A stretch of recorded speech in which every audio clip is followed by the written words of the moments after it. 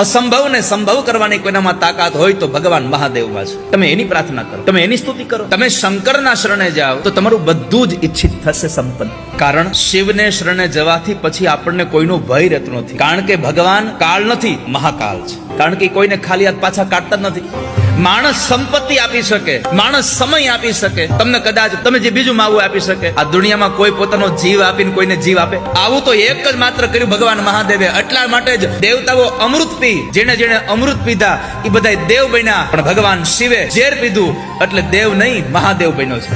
આ શીખડાવે છે ઝેર પીતા શીખી જાવ.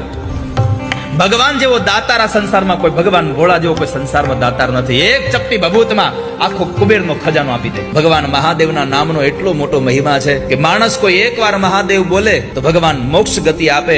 અને બીજી વખતના બે જે બાકી રહ્યા મહાદેવ મહાદેવ, એ બે જે મહાદેવ બોલાયું એમાં ભગવાન મહાદેવ આપણા ઋણી થઈ જાય.